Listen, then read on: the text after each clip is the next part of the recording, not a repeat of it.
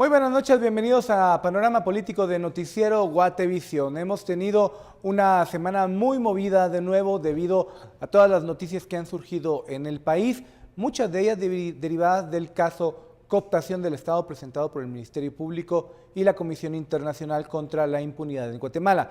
Para ello vamos a hablar con un grupo de periodistas que estamos en esta mesa hoy: Carlos Arrazola, periodista de Plaza Pública; Miguel González Moraga, periodista independiente; y Lourdes Hércules, parte de nuestro equipo político de Noticiero Guatevisión. A ver, suelto a la mesa. Esta semana comenzamos ya como a salir de esta resaca, de estas revelaciones del caso cooptación del Estado. Vimos que en la torre de tribunales había un ejército de abogados acompañando a cerca de 46 personas que eran sindicados. ¿Cuál es el primer balance que sacamos de las primeras reacciones en el pueblo de Guatemala, en sociedad civil guatemalteca, en el empresariado?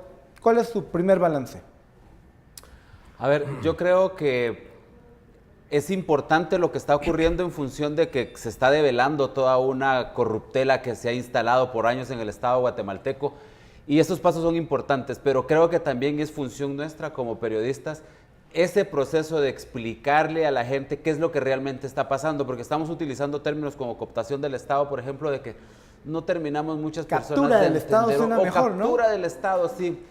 Yo creo que deberíamos de partir de la definición teórica, si lo queremos ver así, de qué nos estamos refiriendo cuando hablamos de cooptación o captura del Estado.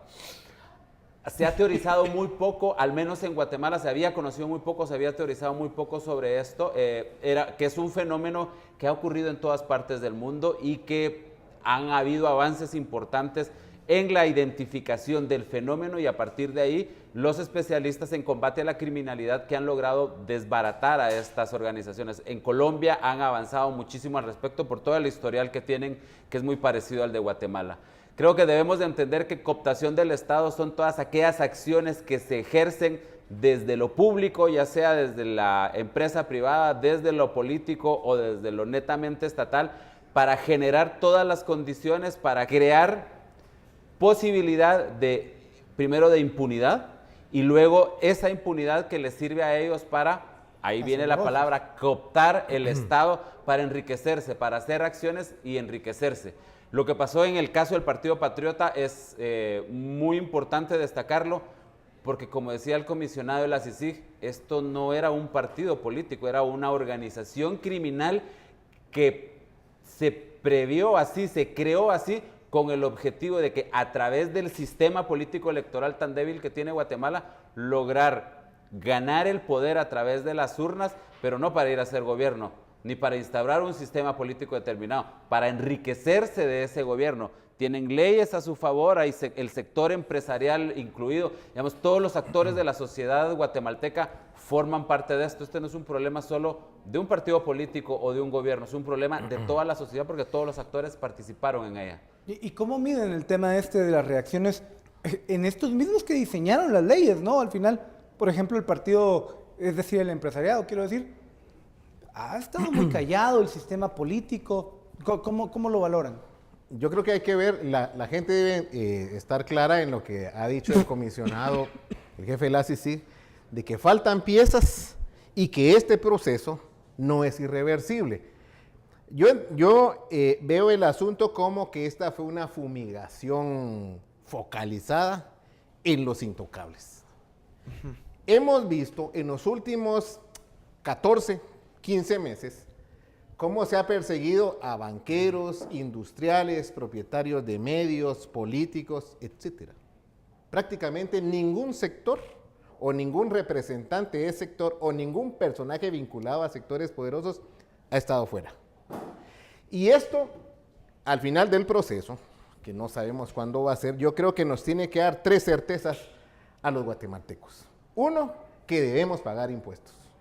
2, que nos vamos a morir. Y 3, la certeza del castigo y no impunidad.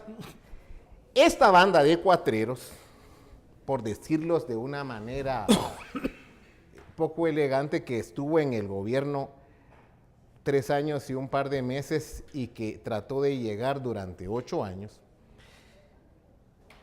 creyó que de estas 3 certezas, como yo las he nombrado, solo una se cumplía, de morirse tarde o temprano, pero uno se podía morir rico y en la impunidad. Ajá.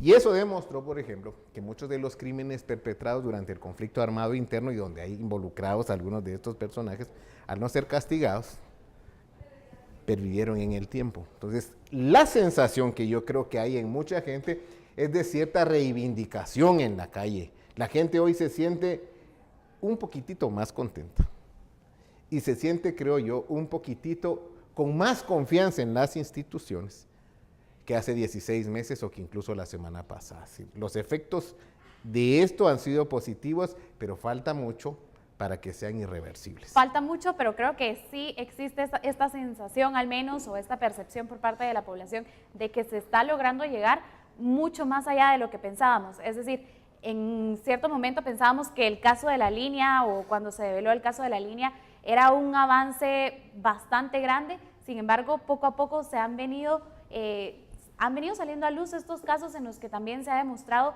que no solamente eran las aduanas, sino que, como ya lo decía el comisionado, era una estructura criminal que venía exclusivamente a esto. Y me recuerdo que en algún momento leí en Twitter en qué momento hacían gobierno. Pues yo tampoco lo entiendo, nunca lo hicieron probablemente, porque era una estructura que se dedicaba exclusivamente a esto. Porque planearon el gobierno para al final saquearlo, ¿no? Miren, me quedo con una figura, porque ya tenemos que terminar, pero les suelto una pregunta muy rápida.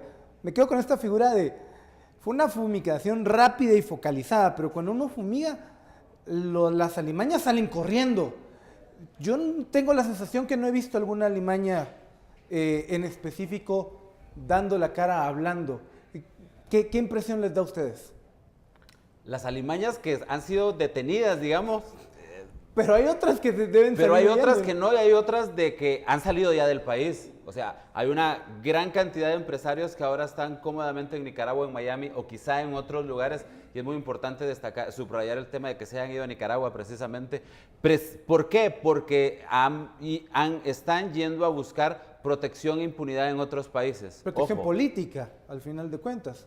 Más que protección política, protección jurídica, digamos de que no van a ser detenidos y que no van a ser procesados. No sé realmente hasta dónde lo vayan a lograr. El punto es sus intereses económicos, sus empresas aquí, hasta dónde van a quedar protegidos aunque ellos no estén aquí. Carlos, muchas gracias. Vamos a seguir con este debate. Vamos a un corte y regresamos.